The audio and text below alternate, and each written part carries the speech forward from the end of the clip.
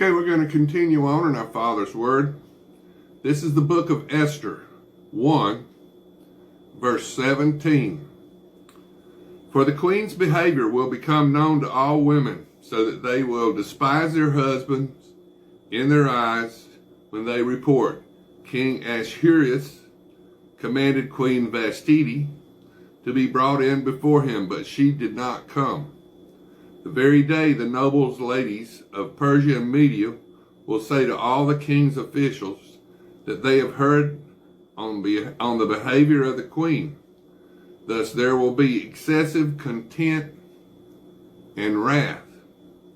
If it pleases the king, let a royal decree go out from him, and let it be recorded in the laws of the Persians and the Medes, so that it will not be altered, that Vashti shall come no more before King Ahasuerus, and let the king give her royal position to another who is better than she.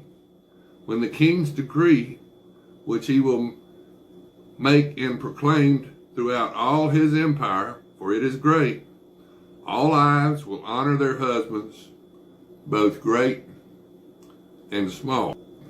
And the reply pleased the king and the princes, and the king did according to the word of Memucan. Then he sent letters to all the king's provinces, to each province in its own script, to every people in their own language, that each man should be master in his own house and speak in the language of his own people. So this is Esther chapter 2. After these things, when the wrath of King Ahasuerus subsided, he remembered Vashti, what she had done, and what had been decreed against her. Then the king's servants who attended him said, let beautiful young virgins be sought for the king, and let the king appoint officers in all the provinces of his kingdom, that they may gather all the beautiful young virgins to Shushan the capital, and to the women's quarters, under the custody of Hegai, the king's eunuch, custodian of the women, and let beauty preparations be given them. Then let the young women who pleases the king be queen instead of Vashti. This thing pleased the king, and he did so. In Shushan, the citadel, there was a certain Jew whose name was Mordecai, the son of Jair, the son of Shimei, the son of the Kish, a Benjamite. Kish had been carried away from Jerusalem with captives who had been captured with Jeconiah, the king of Judah, whom Nebuchadnezzar, the king of Babylon, had carried away.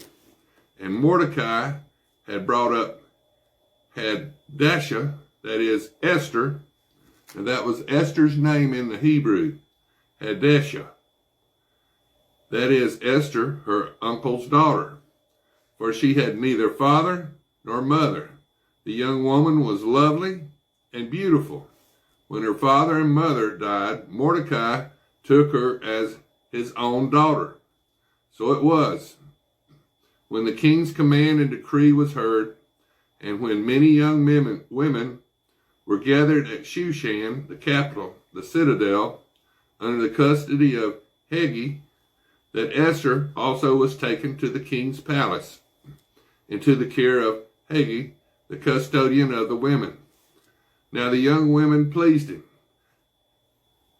and she obtained his favor, so he readily gave beauty preparations to her, besides her allowance.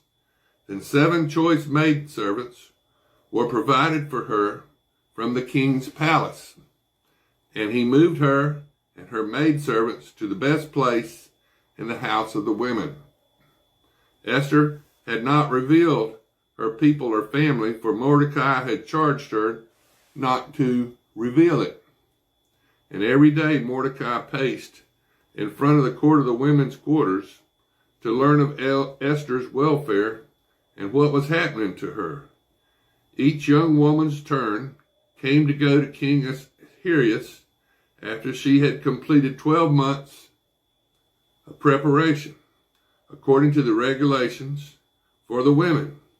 For thus were the days of their preparation apportioned: 6 months with oil of myrrh, and 6 months with perfumes and preparations for beautifying women. Thus prepared, each young woman went to the king, and she was given whatever she desired to take with her from the women's quarters to the king's palace.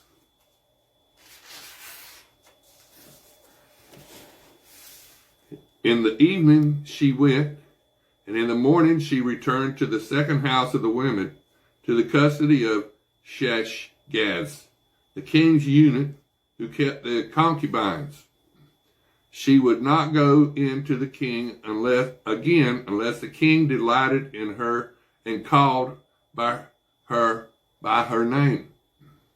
Now, when the turn came to Esther, the daughter of Abihail, the uncle of Mordecai, who had taken her as his daughter, to go to the king, she requested nothing but what Hegai, the king's eunuch, the custodian of the women, advised, and Esther obtained favor in the sight of all who saw her. So Esther was taken to King Ahasuerus into his royal palace in the 10th month, which is the month of Tebeth, in the 7th year of his reign. The king loved Esther more than all the other women, and she obtained grace and favor in his sight more than all the virgins. So he set the royal crown upon her head and made her queen instead of Vashti. Then the king made a great feast, the feast of Esther, for all his officials and servants. And he proclaimed a holiday in the provinces and gave gifts according to the generosity of a king. When virgins were gathered together a second time, Mordecai sat within the king's gate. Now Esther had not revealed her family and her people, just as Mordecai had charged her.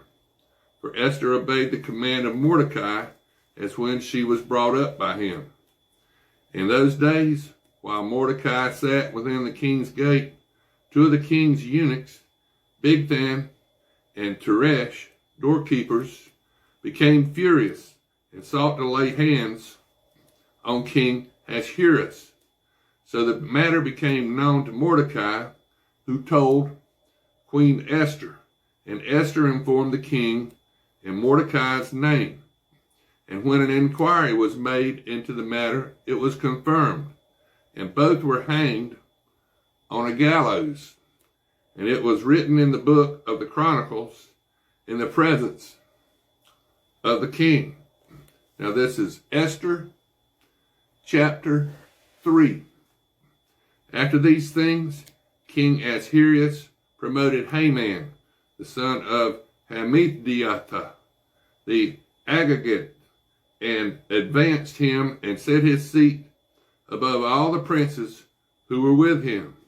And all the king's servants who were within the king's gate bowed and paid homage to Haman, for so the king had commanded concerning him. But Mordecai would not bow or pay homage. Then the king's servants who were within the king's gate said to Mordecai, "Why do you transgress the king's command?" Now it happened, when they spoke to him daily, he would not listen to them. Then that they told it to Haman, to see whether Mordecai's words would stand. For Mordecai had told them that he was a Jew. When Haman saw that Mordecai did not bow or pay him homage, Haman was filled with wrath. But he disdained to lay hands on Mordecai alone, for they had told him of the people of Mordecai. Instead, Haman sought to destroy all the Jews who were throughout the whole country, the whole kingdom of Ahasuerus, the people of Mordecai. In the first month, which is the month of Nisan, in the 12th year of